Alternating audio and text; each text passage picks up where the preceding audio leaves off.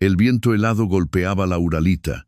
Era el cierzo implacable de Teruel, colándose por las grietas de una habitación que olía a gasoil y a soledad. Hay un tipo particular de aislamiento que no proviene de estar físicamente solo, sino de que te hagan sentir como una carga. Y más aún cuando quienes te hacen sentir así son las mismas personas que debían ser tu familia. Fermín Navarro conocía ese sentimiento del mismo modo que conocía el dolor sordo en sus rodillas en las mañanas de escarcha. Era un peso constante y de baja intensidad que había aprendido a soportar sin decírselo a nadie. Fermín tenía 79 años. Vivía en una única habitación alquilada en la parte trasera de Talleres Montero, un taller de reparación de tractores y maquinaria agrícola en un pequeño pueblo de la provincia de Teruel. La habitación tenía un catre estrecho, un hornillo eléctrico, una pequeña cómoda de madera astillada y una ventana que daba a un muro de bloques de hormigón. El alquiler le costaba 210 euros al mes. Ese dinero salía directamente de su pensión de jubilación el primer día de cada mes. Lo que le quedaba después de eso, tras pagar sus medicinas para la tensión y alguna comida caliente en el bar de la carretera, solía rondar entre los 40 y los 60 euros. No era suficiente para hacer planes, solo lo justo para ir tirando un día tras otro. Él no siempre había vivido de esta manera. Había trabajado durante 36 años como soldador industrial e instalador de estructuras metálicas. Era el tipo de oficio que, con el tiempo, te roba la sensibilidad de las manos, te encorva la espalda y te apaga la audición. A cambio, le había dejado unas manos llenas de cicatrices por las chispas de la radial y una pensión modesta. Durante mucho tiempo, esa pensión había sido un buen respaldo. Pero los últimos años de vida de su esposa, Dolores, habían sido terriblemente caros.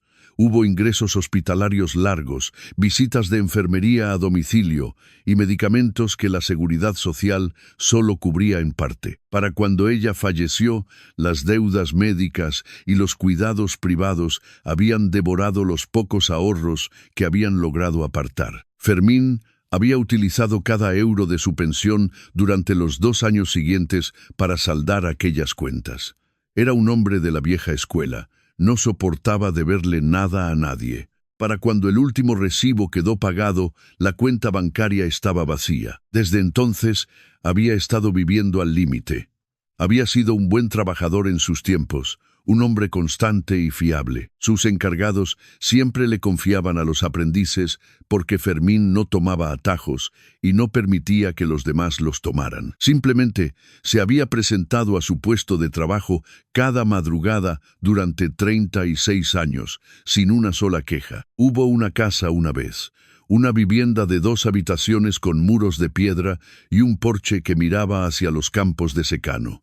La había compartido durante 30 años con Dolores, y después de que ella falleciera por un ictus en el año 2014, la casa había dejado de sentirse como un hogar para convertirse en un museo de cosas que ya no importaban. Los hijos de Dolores, fruto de su primer matrimonio, ya eran adultos por aquel entonces. Se habían mostrado lo suficientemente educados en el funeral. Habían traído comida preparada. Lo habían abrazado junto a la tumba en el cementerio del pueblo. Y luego, a lo largo del año siguiente, se habían ido distanciando. Primero, las llamadas de teléfono se hicieron menos frecuentes.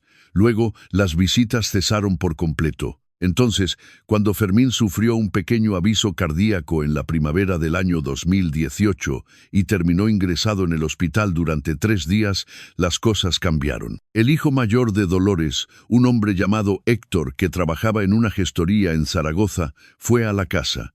Se sentó frente a Fermín en la mesa de la cocina, con una expresión fríamente calculada que intentaba pasar por preocupación filial.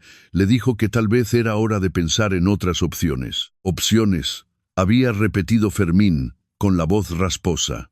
Héctor le dijo que ya no podía mantener aquella casa por sí mismo. Le dijo que, para ser sinceros, el mantenimiento se le estaba escapando de las manos. El tejado necesitaba reparaciones urgentes, las cañerías estaban viejas, haría falta mucho dinero para poner la vivienda en condiciones, y Fermín no lo tenía. Lo que Fermín no sabía entonces, lo que solo llegaría a comprender mucho tiempo después, era que Héctor ya había hablado con una agencia inmobiliaria. La casa había sido comprada por Dolores antes de su matrimonio con Fermín. Las escrituras siempre habían estado únicamente a nombre de ella. Años atrás, cuando las facturas médicas de Dolores empezaron a acumularse de forma asfixiante, Héctor se había presentado con una carpeta llena de documentos para que Fermín los firmara. Papeles que, según él, ayudarían a proteger la casa de posibles embargos de Hacienda y evitarían que los crujieran con el temido impuesto de sucesiones. Fermín había firmado sin leer la letra pequeña. Confiaba en Héctor. El lenguaje jurídico y los tecnicismos de las gestorías no significaban nada para un hombre acostumbrado a entenderse con el hierro y el fuego. Pero escondido entre aquellos formularios rutinarios había un documento letal.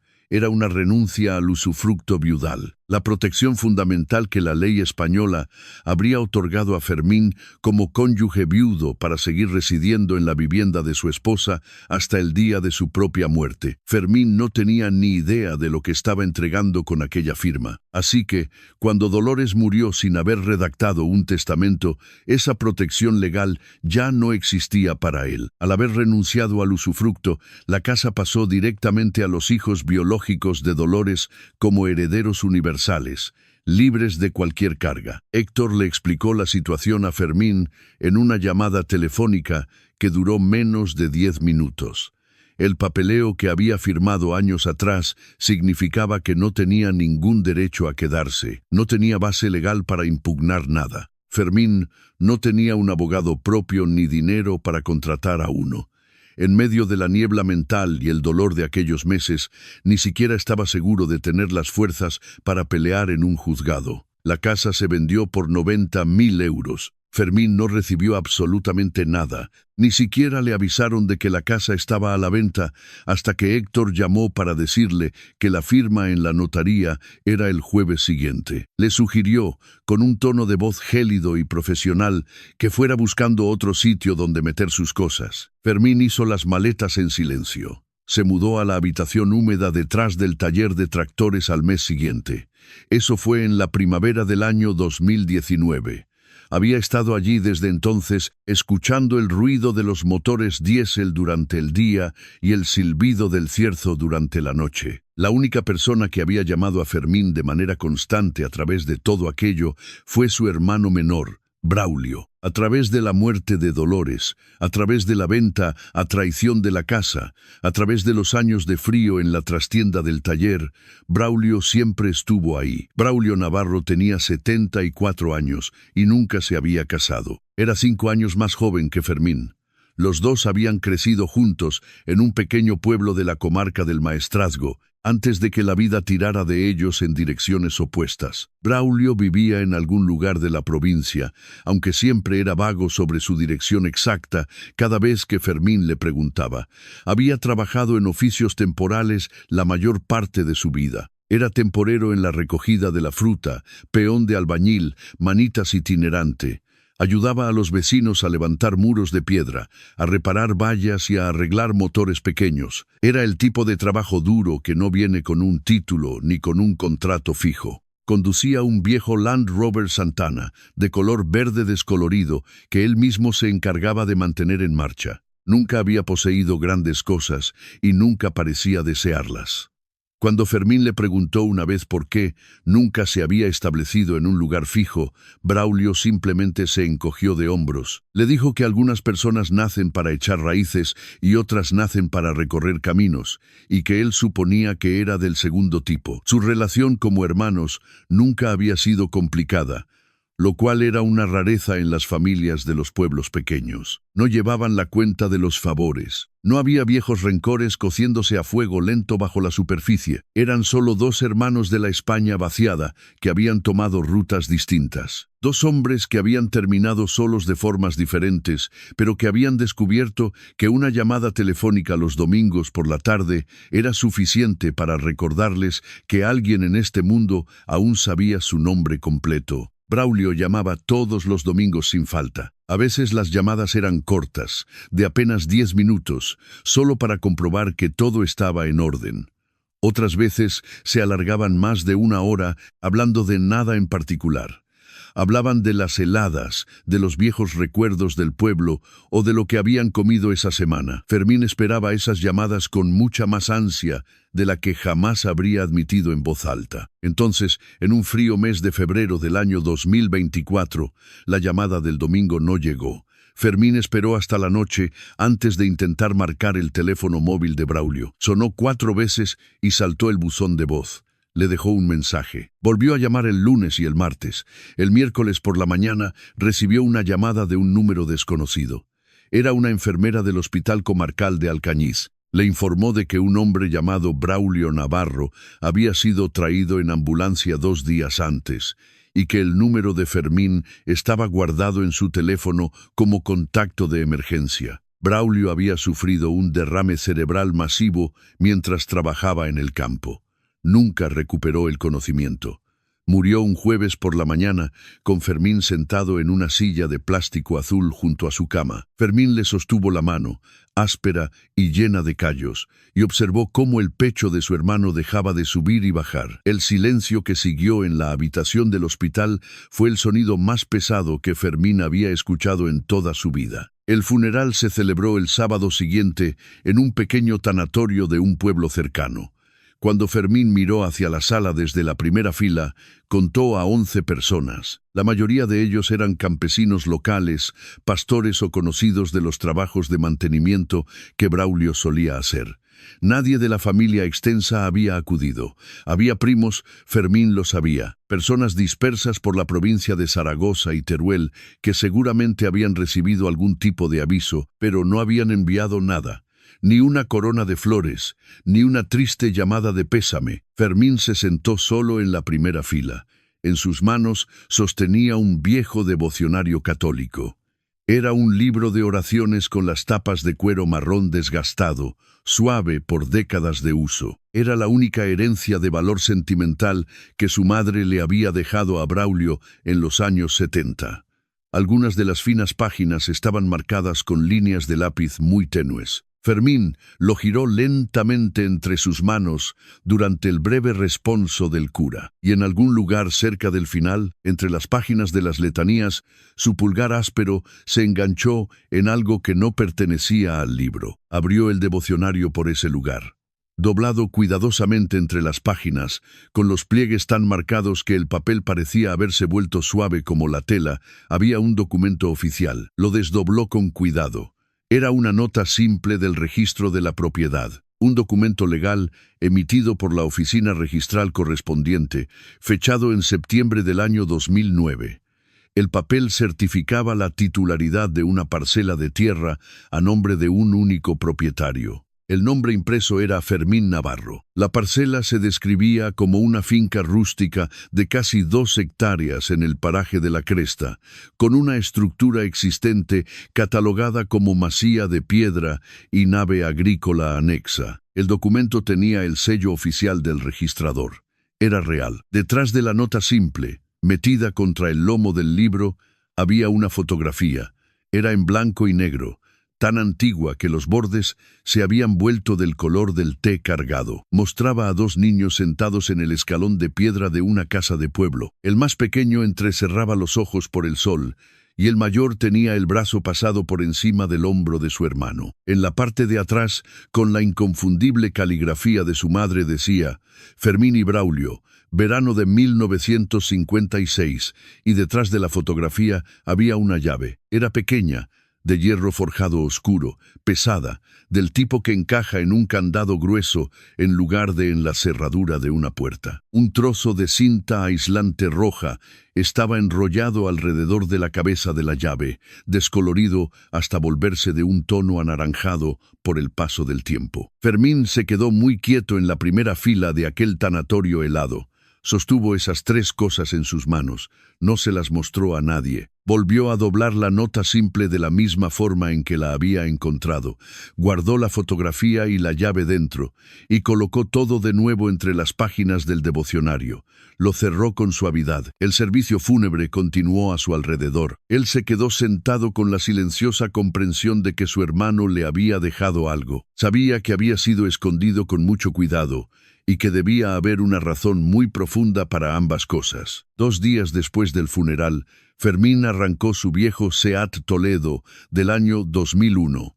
Era un coche con el salpicadero agrietado por el sol y el espejo retrovisor del conductor sujeto con bridas de plástico negro. Condujo hacia las carreteras secundarias del maestrazgo. No tenía navegador GPS, pero había pedido a la chica de la biblioteca del pueblo que le imprimiera unas indicaciones usando las coordenadas catastrales que aparecían en la nota simple. El camino de tierra no aparecía en ninguno de los mapas principales. Tuvo que preguntar en una gasolinera a las afueras de un pueblo amurallado. El hombre detrás del mostrador, un tipo mayor con una boina calada, le dijo que tomara la carretera comarcal hacia el norte, que estuviera atento a un viejo depósito de agua oxidado y luego girara a la izquierda por un camino de grava que no tenía señalización. Lo encontró.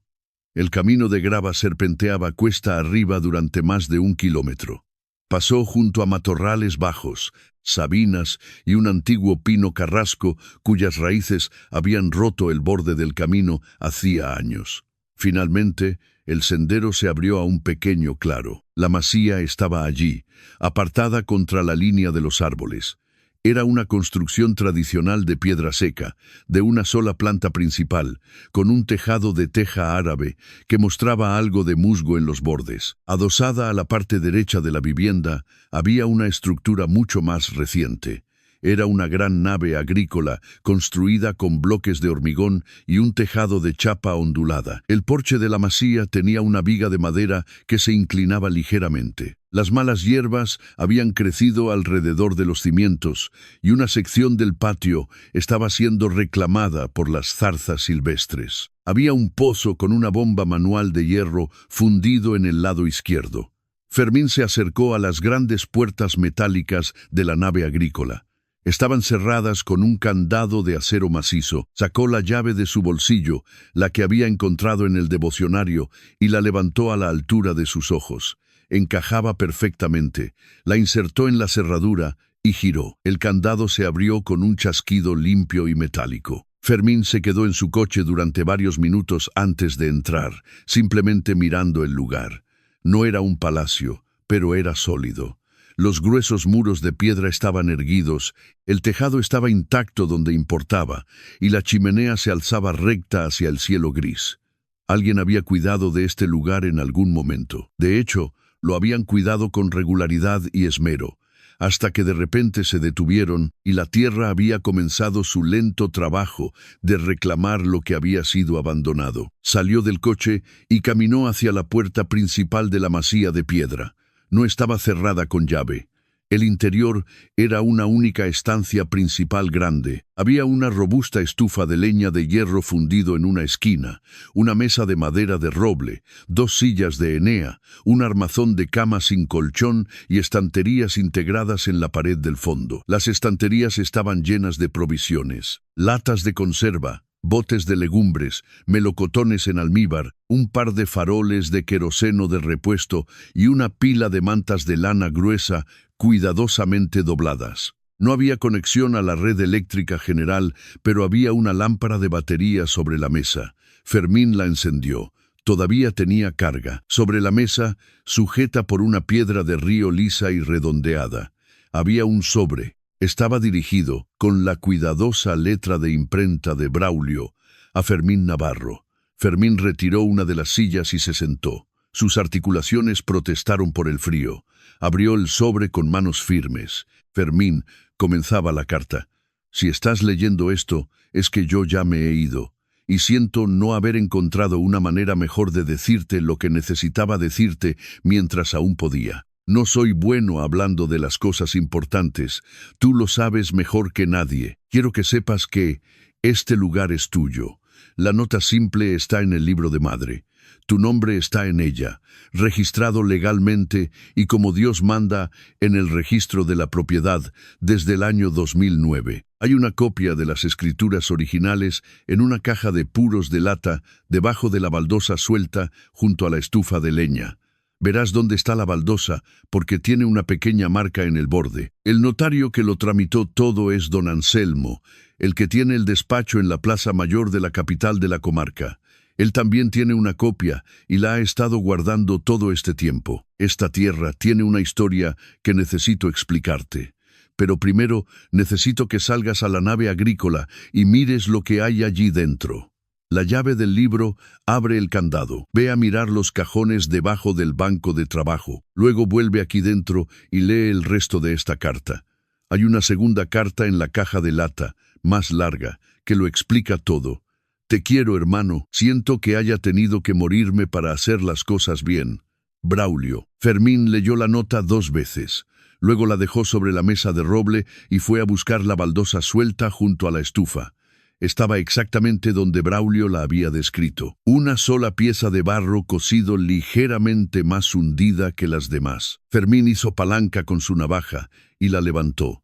Debajo había un hueco excavado que contenía una vieja caja de puros de metal, del tamaño de un libro grueso. No estaba cerrada con llave. En su interior encontró un sobremanila que contenía las escrituras de compraventa selladas por el notario, fechadas en septiembre de 2009, y ahora Fermín podía leerlo completamente y confirmar lo que había visto en el tanatorio. La escritura lo nombraba a él, Fermín Navarro, como el único comprador y titular de pleno dominio. También había una hoja de contabilidad escrita a mano, cubierta de fechas y cantidades en euros, y un segundo sobre con la letra de Braulio, etiquetado a lápiz. Leer después de ver la nave. Fermín dejó la caja sobre la mesa, junto a la primera carta, y salió al exterior. Abrió las puertas de chapa de la nave agrícola. Las hojas crujieron sobre sus bisagras, y Fermín se quedó de pie en el umbral, contemplando lo que había dentro. Era un taller mecánico. Un taller de verdad, organizado con la precisión obsesiva de un hombre que trabajaba con sus manos y se tomaba su oficio muy en serio. Había paneles perforados a lo largo de las paredes con las herramientas colgadas en un orden perfecto. Llaves de vaso, llaves inglesas, alicates, destornilladores en tamaños graduados. Había una radial grande, un equipo de soldadura de hilo y un banco de trabajo a lo largo de la pared del fondo, construido sólidamente con tablones gruesos, con un tornillo de banco montado en un extremo. En el estante inferior, debajo del banco, había una serie de cajas de madera anchas y poco profundas. Fermín sacó la más cercana y la abrió.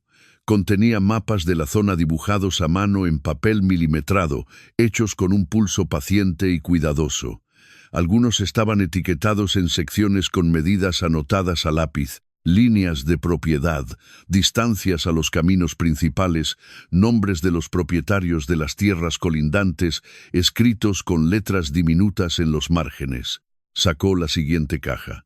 Estaba llena de recibos, docenas de ellos agrupados con gomas elásticas por años, que se remontaban a principios de los años 2000, recibos del pago del impuesto de bienes inmuebles para la parcela rústica. Facturas de un topógrafo de la capital fechadas en 2005, un recibo de una gestoría por un estudio de títulos de propiedad fechado en 2007, otro de 2009 por las tasas de registro pagadas al registro de la propiedad, un recibo de don Anselmo, el notario, por los honorarios de la redacción y formalización de la escritura pública. En la última caja, debajo de todo lo demás, Fermín encontró un fajo atado con un cordel. Eran 14 cartas. Todas estaban escritas con la misma caligrafía. Era la letra de su padre. Una caligrafía que Fermín reconoció de la misma manera que reconoces algo que aprendiste antes de tener palabras para describir qué significa aprender.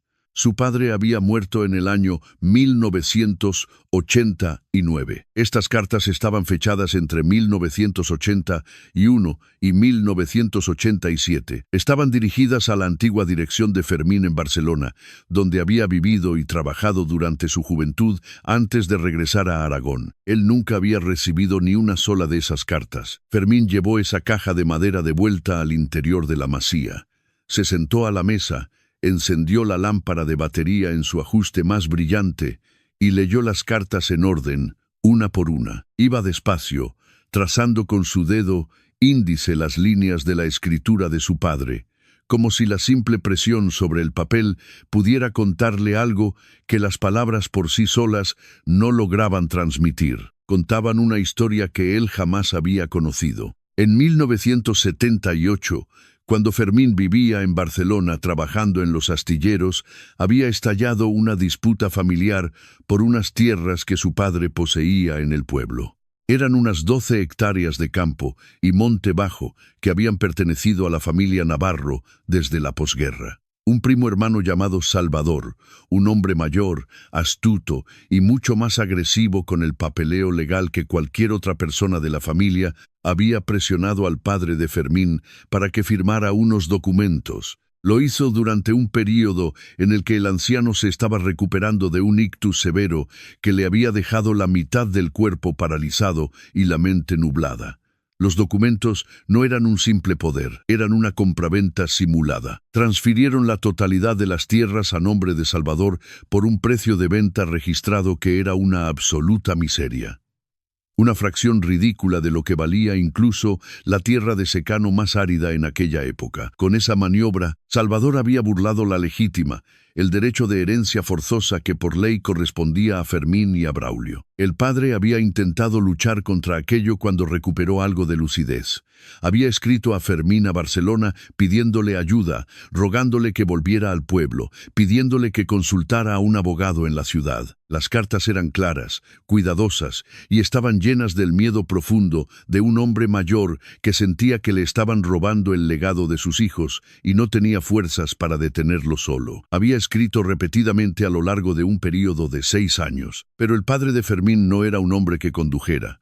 En aquellos años dependía de los vecinos y de la familia para hacer recados en el pueblo, incluyendo, a veces, llevar el correo a la oficina de correos. Salvador, el primo, que lo visitaba con falsa amabilidad durante aquel período, era una de las personas en las que el anciano confiaba para esos pequeños encargos. Era el tipo de arreglo que tenía sentido en un entorno rural y que solo adopta una forma monstruosa en retrospectiva cuando comprendes de lo que Salvador era capaz. Ninguna de esas cartas había llegado jamás a las manos de Fermín.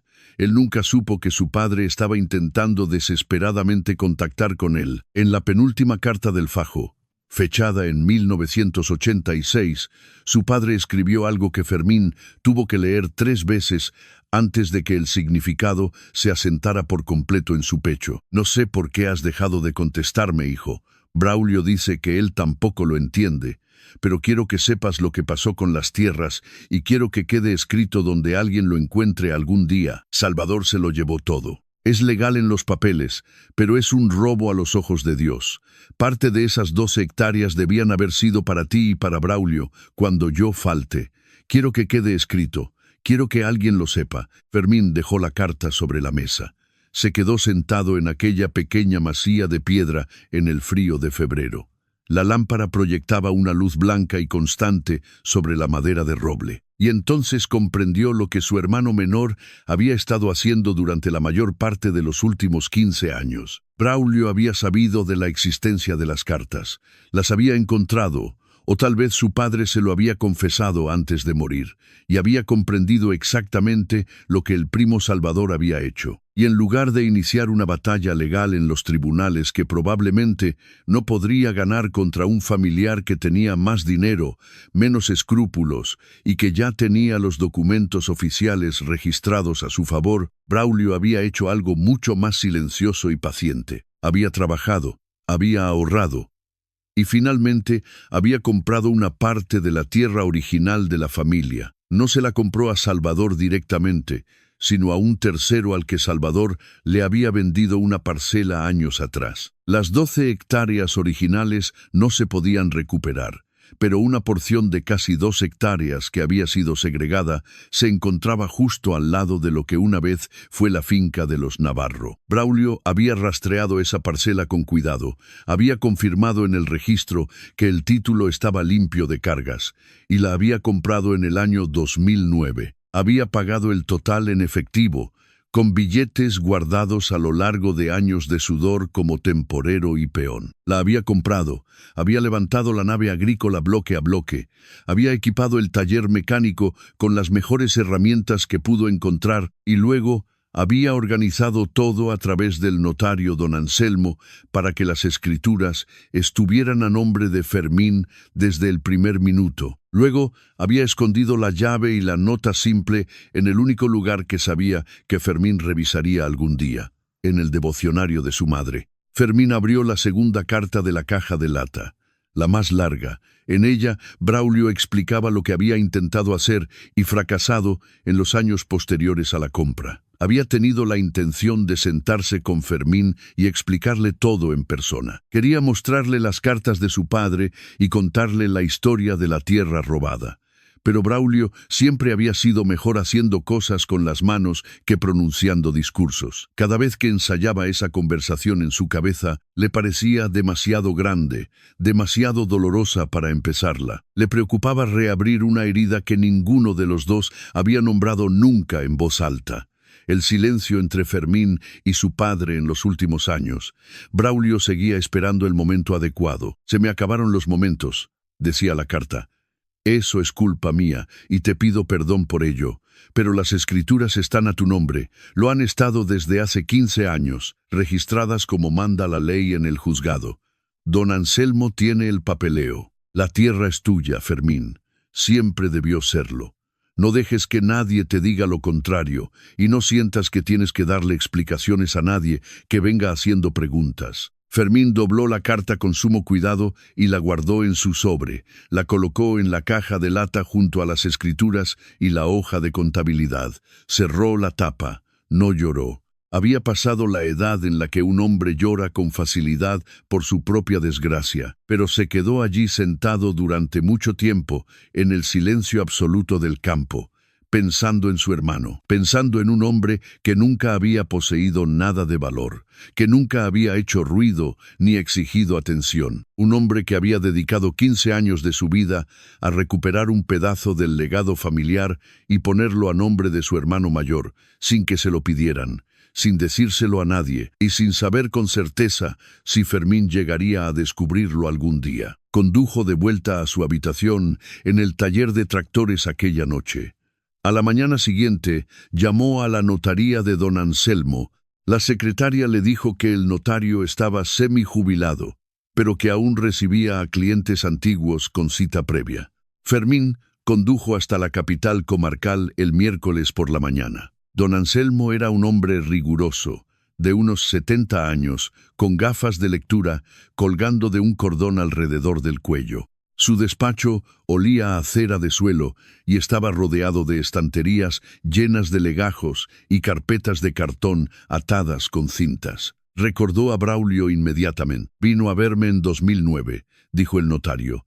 «Quería que todo se hiciera con precisión quirúrgica. Fue muy específico. La escritura de compraventa debía estar a nombre de su hermano desde el principio, registrada correctamente, sin ambigüedades legales. Pagó la totalidad de mis honorarios y los impuestos de transmisiones ese mismo día, en efectivo». El notario abrió un cajón archivador y sacó una carpeta gruesa.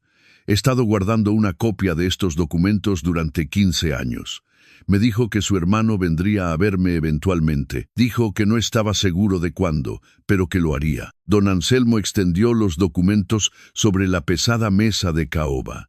La escritura estaba registrada y era completamente válida. La masía, la nave agrícola y las 2 hectáreas de tierra pertenecían a Fermín Navarro, libres de cargas. No había embargos, ni disputas registradas, ni reclamaciones de terceros. El impuesto de bienes inmuebles, el IBI, había sido pagado cada año sin interrupción a través de una domiciliación bancaria que Braulio había configurado en una caja de ahorros local. Esa cuenta se nutría de un fondo que Braulio había dejado específicamente para ese propósito.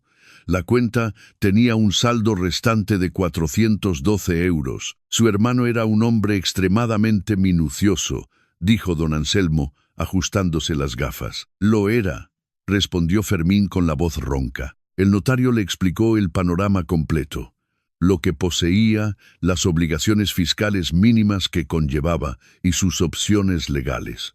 La masía era rústica, pero completamente legalizada. No había hipoteca de ningún tipo. ¿Qué le gustaría hacer con la propiedad?, preguntó el notario. Voy a vivir allí, dijo Fermín. Esa misma tarde, antes de salir del despacho, Fermín le pidió a don Anselmo redactar su propio testamento, 50 minutos y unos pocos euros de tasas notariales. Y por primera vez en su vida adulta, Fermín Navarro tenía un documento legal blindado que decía claramente quién era, qué poseía y qué debía suceder con ello cuando él ya no estuviera. Nombró a una fundación local de conservación del patrimonio rural de Teruel como beneficiaria de la propiedad. Se sintió en paz con esa decisión. Era el tipo de elección que su hermano Braulio habría aprobado con un asentimiento silencioso. 2 semanas después, Fermín estaba de vuelta en la masía con el Seat Toledo cargado hasta los topes. Llevaba los asientos traseros abatidos. Transportaba su ropa, sus medicinas, una caja con algunas herramientas viejas, una radio portátil a pilas y los pocos objetos de la habitación detrás de Talleres Montero que honestamente podía llamar suyos. También llevaba el devocionario de su madre. Se instaló lentamente, de la manera en que un hombre mayor hace las cosas. Con cuidado, una tarea a la vez. Conoció a un vecino que vivía a un par de kilómetros camino abajo. Era un guarda forestal jubilado llamado Pascual, un hombre aficionado a la caza que subió a presentarse el segundo día y terminó quedándose 2 horas charlando sobre el clima y la maquinaria. Pascual sabía dónde conseguir un generador diésel de segunda mano a buen precio y ayudó a Fermín a tirar una línea eléctrica básica desde la nave hasta la masía. También le enseñó a cebar correctamente la bomba manual del pozo para que el agua saliera limpia y sin sedimentos. Fermín compró un colchón nuevo en un polígono industrial cercano y limpió la masía de arriba a abajo. Encaló las paredes interiores él mismo, una pared al día durante 4 días, tomándose su tiempo, sintiendo cómo sus músculos recordaban el esfuerzo físico gratificante. Estaba haciendo exactamente eso, pintando la última pared una mañana de martes a finales de marzo, cuando un coche moderno que no reconoció aparcó en el claro de grava. 2 personas se bajaron. Los reconoció al instante, a pesar de los años. Eran Héctor, el hijo de Dolores, que lo había engañado con la renuncia al usufructo, y su hermana Inés, quien no había cruzado una sola palabra con Fermín desde el día en que lo echaron de su propia casa. Se quedaron de pie en el claro, vestidos con ropa de ciudad que desentonaba brutalmente con el paisaje áspero del maestrazgo. Miraron la masía de piedra y la nave agrícola con expresiones que intentaban comunicar calidez familiar, pero que no lograban ocultar el brillo calculador en sus ojos. «Nos enteramos de lo de Braulio», dijo Héctor, acercándose con las manos en los bolsillos de su abrigo caro. «Lo sentimos mucho, Fermín. Era un buen hombre». «Lo era», dijo Fermín. No soltó la brocha manchada de cal. Se quedó en el umbral de la puerta. Inés dijo que habían estado pensando en él y que querían asegurarse de que estaba bien. Lo dijo con ese tono de voz agudo y condescendiente que la gente usa cuando está preparando el terreno para pedir algo. Fermín había escuchado esa voz lo suficiente en los despachos de gestoría como para reconocer la forma venenosa de lo que venía después. «Hemos oído en el pueblo que has heredado una finca rústica por esta zona», dijo Héctor tras una pausa que fue demasiado corta para parecer casual. «¿Dónde habéis oído eso?», preguntó Fermín, su voz plana como una plancha de acero. Héctor hizo un gesto vago con la mano. «Ya sabes cómo son los pueblos pequeños. La gente habla. Es solo que, gestionar una propiedad en el campo, con construcciones y terreno. Es mucho trabajo para una persona de tu edad, Fermín. Hay gastos imprevistos. Mantenimiento, el pago del IBI a Hacienda, responsabilidades civiles. Los impuestos están pagados, dijo Fermín. Por ahora, insistió Héctor, dando un paso más cerca. Pero de cara al futuro es asunto mío, lo cortó Fermín. No vuestro. Inés intentó un enfoque más suave. Dijo que se sentían mal por cómo habían terminado las cosas con la casa de su madre. Dijo que tal vez había algo que pudieran hacer para ayudarle ahora, para quitarle un peso de encima con el papeleo de esta nueva propiedad. Fermín dejó la brocha sobre el borde del cubo de pintura. Se limpió las manos en un trapo viejo y miró a los dos a los ojos. La frialdad en su mirada los hizo retroceder un paso. «Vendisteis mi casa 8 meses después de que yo saliera del hospital», dijo Fermín, con una calma que cortaba más que un grito. «Me hicisteis firmar una renuncia al usufructo viudal mintiendo sobre embargos de Hacienda. No vi un solo euro de lo que Dolores y yo construimos en ese lugar durante 30 años. Me dejasteis en la calle con una pensión de miseria, y no he sabido nada de vosotros en 5 años. Dejó que el peso de la verdad se asentara en el aire frío de la mañana. Así que, cuando decís que queréis ayudarme a gestionar esto, necesito que me expliquéis exactamente qué es lo que creéis que vais a sacar de aquí». Héctor abrió la boca. Empezó a balbucear algo sobre malentendidos legales, sobre cómo los impuestos de sucesiones eran complicados y las cosas se habían salido de contexto. Fermín no le dejó terminar. Entró en la masía un segundo y salió sosteniendo una pesada llave grifa de hierro macizo. No hizo ningún gesto amenazante con ella. Simplemente la sostuvo en su mano, dejando que el peso del metal hablara por su oficio y por su límite de paciencia. «Creo que deberíais iros», dijo Fermín, con una voz profunda y definitiva. «Estoy en mi propiedad y tengo trabajo que hacer». Se fueron. Ninguno de los dos miró hacia atrás mientras el coche moderno desaparecía, levantando polvo por el camino de grava. Fermín los vio marcharse hasta que el sonido del motor fue devorado por el viento. Luego se dio la vuelta, entró en la masía y siguió pintando. En el mes de abril, mientras organizaba las herramientas de Braulio en la nave agrícola y decidía qué limpiar primero, Fermín movió una pila de viejas lonas de lona apiladas en el rincón más alejado del taller. Debajo encontró una caja de madera de fruta que había confundido con restos de leña.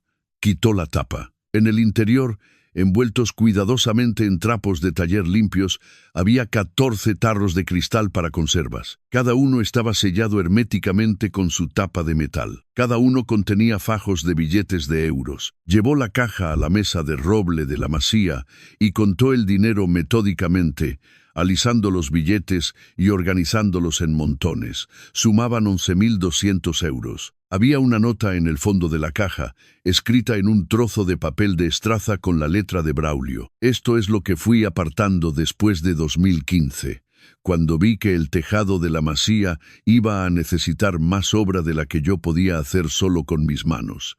Es para lo que necesites para empezar, hermano. No te sientas mal por gastarlo. Lo ahorré porque siempre planeé que fuera para ti». Fermín se quedó mirando esa nota durante un largo rato antes de doblarla y guardarla en la caja de lata con las otras cartas.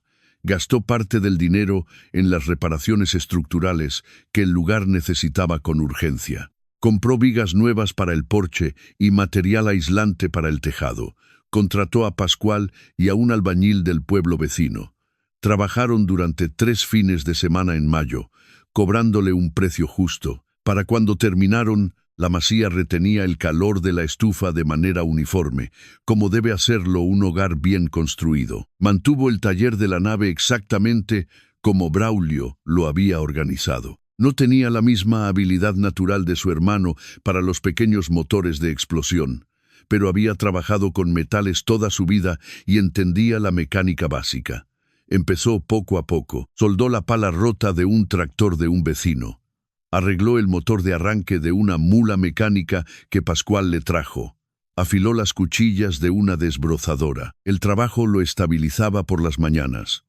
El olor a aceite de motor, el tacto de la grasa y el peso de una herramienta en su mano eran cosas que reconocía desde muy atrás. Le recordaban a cuando era un niño, de pie junto a su hermano en el cobertizo de su padre, aprendiendo que la mayoría de las cosas rotas se pueden arreglar si eres lo suficientemente paciente y honesto sobre cuál es el verdadero problema. Volvió a leer las 14 cartas de su padre una vez más esa primavera. Esta vez no buscaba la historia de la traición de Salvador. Buscaba entender a su padre. Lo que encontró fue a un hombre que había estado asustado, que había intentado desesperadamente llegar a su hijo mayor durante 6 años y que finalmente había dejado de intentarlo, no por enfado, sino por el agotamiento implacable de la vejez. El padre había muerto creyendo que Fermín simplemente había elegido darle la espalda. Había cargado con ese dolor hasta la tumba. Nunca supo que sus cartas estaban siendo interceptadas o destruidas por el primo en quien confiaba para llevarlas al correo. Salvador había querido mantener a Fermín lejos de Teruel para evitar cualquier desafío legal sobre el robo de las tierras. Salvador había muerto hacía años. No había confrontación posible ahora. No había ningún juzgado en España que aceptara un caso tan antiguo con pruebas tan circunstanciales. Pero Fermín ya no buscaba un juzgado, buscaba comprender, y había encontrado suficiente comprensión como para soltar un peso oscuro que había llevado sobre los hombros sin saberlo. La sensación sorda y no examinada de que su padre se había distanciado, de que él había fallado como hijo. Tenía una respuesta ahora, y la culpa no era suya. Él no había abandonado a su padre, y su hermano menor, que había armado las piezas del rompecabezas en silencio, había pasado años haciendo el trabajo lento y sin prisas de devolverle la dignidad. No con palabras, porque Braulio no sabía darlas, sino con un refugio, una masía con una buena estufa, un taller lleno de herramientas ordenadas y unas escrituras a su nombre, esperando pacientemente dentro de un devocionario para el día en que la vida lo dejara a la intemperie. A principios del verano de 2024, la masía tenía el tejado reparado, ventanas herméticas y un porche donde Fermín se sentaba la mayoría de las tardes con un café negro, viendo cómo el sol se escondía tras los montes del Maestrazgo. Pascual pasaba por allí un par de veces por semana. Fermín había colocado las cartas de su padre y las de Braulio en la caja de lata, en un estante de honor junto al devocionario. Puso la vieja fotografía en sepia, la de los 2 niños, en el verano de 1956, en un marco de madera sencilla que compró en el mercadillo del pueblo. La colocó en el alféizar de la ventana, donde la luz de la mañana la iluminaba directamente. La miraba cada día al levantarse. No todas las heridas se cierran. Fermín lo entendía perfectamente. Sabía lo que les habían robado como familia a lo largo de los años. Sabía que un pedazo de tierra y un taco de recibos no podían compensar las conversaciones que nunca tuvieron lugar. Pero allí estaba la masía, allí estaba el olor a tierra seca y a pino, allí estaba la certeza absoluta, documentada y probada en los registros de una notaría, de que su hermano nunca lo había olvidado. La verdad oculta era que, a través de todos los años de ser tratado como una carga, como un viejo cuya utilidad se había agotado, una persona nunca había dejado de pensar en él como alguien digno de ser protegido. Fermín Navarro no era un despojo, era un hombre con un hogar, con un oficio y con el amor inquebrantable de la sangre que importaba. Y eso, al final de todo, era exactamente suficiente. Si esta historia sobre la lealtad silenciosa y la justicia del tiempo te ha tocado el corazón, por favor, dale a me gusta a este video y deja un comentario abajo diciéndonos desde dónde nos escuchas o qué momento te ha emocionado más. ¿Fue el descubrimiento de la nota simple en el devocionario? ¿El plan de 15 años de Braulio? ¿O el momento en que Fermín expulsó a quienes le habían traicionado? Leemos cada comentario y saber de vosotros significa muchísimo para esta comunidad. Si aún no lo has hecho, suscríbete al canal y activa las notificaciones para no perderte ninguna historia. Publicamos relatos profundos sobre segundas oportunidades, verdades ocultas, actos de amor incondicional cada semana. Gracias por acompañarnos y nos vemos en la próxima historia.